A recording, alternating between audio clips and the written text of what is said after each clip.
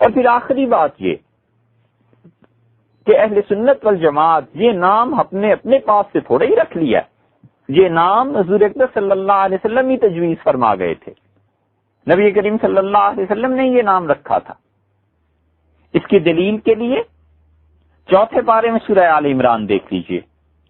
106 اور 107 نمبر آیت میں اللہ نے کیا کہا ہے؟ اللہ نے کہا کہ یوم تبیض وجوہ وتسود وجوہ، اور وہ دن قیامت کا اللہ نے ذکر کیا ہے،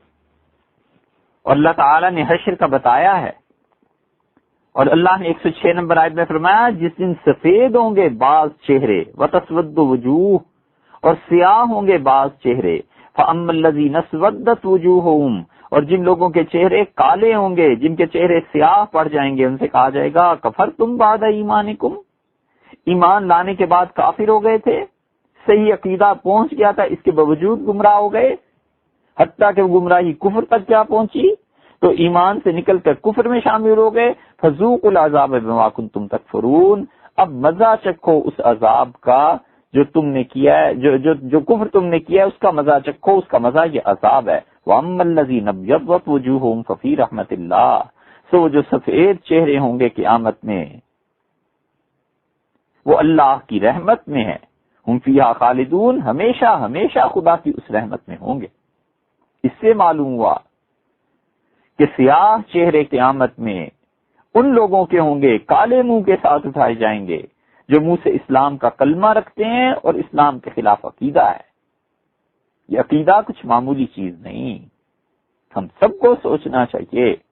کہ قیامت میں کس چہرے کے ساتھ اللہ کے سامنے حاضر ہونا ہے۔ اس آیت کریمہ کی تفسیر آپ دیکھ لیجئے، 2 حوالے ہم پیش کر دیتے ہیں، باقی آپ تفسیریں دیکھ لیں، صاف حوالہ ہے، سورہ آل عمران ہے، 106 نمبر اور 107 نمبر آیت ہے۔ بھی آپ بھی کچھ کام کیجئے۔ اللہ نے کہا یوم تبیض وجوہ وتسود وجوہ، جس دن چہرے سیاہ ہوں گے اور جس دن چہرے سفید ہوں گے۔ عبداللہ ابن عباس رضی اللہ عنہ نے یہ بات کہی اس کی تفسیر میں، اور حضرت امام مالک رحمت اللہ علیہ نے بتائی ہے۔ مالک کہتے ہیں میں نے نافع سے سنا، اور نافع کہتے ہیں میں نے عبداللہ ابن عمر رضی اللہ عنہ سے سنا، انہوں نے کہا کہ رسول اللہ صلی اللہ علیہ وسلم نے اس کی تفسیر بیان کی کہ سفید چہرے اور سیاہ چہرے یعنی تبیض وجوہ اہل سنہ، جو اہل سنت ہوں گے ان کے چہرے سفید ہوں گے، وتسود وجوہ اہل البدع، اور جو بدعتی ہوں گے ان کے چہرے سیاہ ہوں گے۔ ابو بکر احمد بن علی بن ثابت خطیب نے اس کو ذکر کیا ہے، اور پھر اس حدیث پر انہوں نے بحث کی ہے۔ یہ حوالہ ہے، قرطبی کو دیکھ لیجئے، الجامع لاحکام القرآن ہے، امام قرطبی رحمت اللہ علیہ کی، اس کے ضمن میں وہ یہ حدیث لائے کہ وہ اہل سنت ہیں جن کے چہرے سفید ہیں، اور اہل بدعت ہیں جن کے چہرے سیاہ ہوں گے قیامت میں۔ یہ بدعت عقیدے کی بدعت، سب سے بدترین بدعت،